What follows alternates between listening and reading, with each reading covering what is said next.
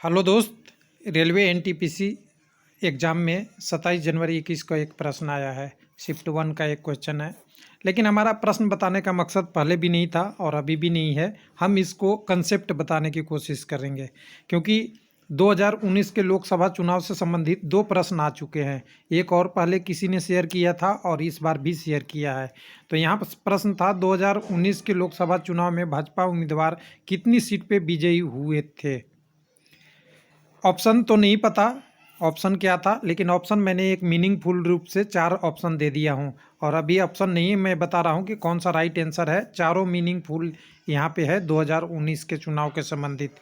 तो कोई अगर जानता है तो ए बी सी और डी को टर्म में बताए इसका क्या लॉजिक था 2019 में।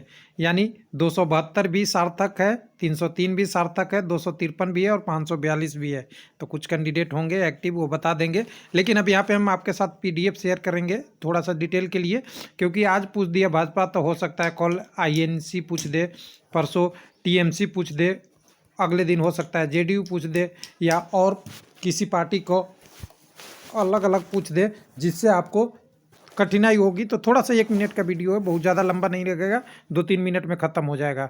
तो मैंने एक पीडीएफ बना रखा है जो आपके डिटेल के लिए, तो रेलवे लाइव के द्वारा ये आप डाउनलोड कर सकते हैं। तो देखिए, बीजेपी की सीटों की संख्या 303 थी, आईएनएस का 52 था, डीएमके का 23 था। और इसका आईएनएस है इंडियन नेशनल कांग्रेस, डीएमके आपका तमिलनाडु वाला, स्टैलिन इसके आपके अध्यक्ष है।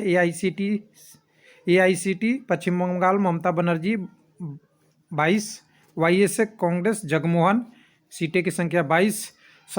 आप एसएस देखेंगे तो एसएस के नाम से आप देखिए 18 सीटें का नाम है, और ये बहुत बड़ी एक सीट के रूप में इन्होंने भागीदारी किया था। उसके बाद जेडीयू की बात करेंगे तो यहाँ पे 16 है। उसके बाद बीजेडी, जेडीयू बिहार और बीजेडी 12, जिसमें बीजू जनता दल किसके लिए आपका कह सकते हैं उड़ीसा से, जेडीयू जनता दल यूनाइटेड। उसके बाद एसएस का मैंने फुल फॉर्म नहीं बताया था, शिवसेना 18 सीट महाराष्ट्र।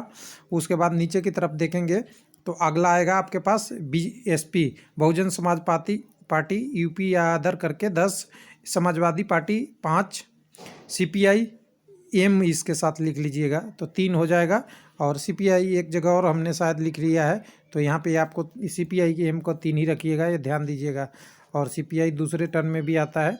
उसके बाद आपका एलजेपी लोजपा, बिहार से रामविलास पासवान स्वर्गीय हो चुके हैं, उनके पार्टी का 6 था।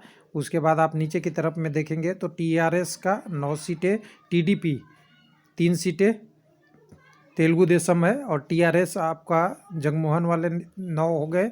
टीआरएस वो कह सकते हैं आपका आंध्रा वाला रह गया, आपका तेलंगाना का कह सकते हैं, अब आंध्रा नहीं कह सकते टीआरएस का, तो 9।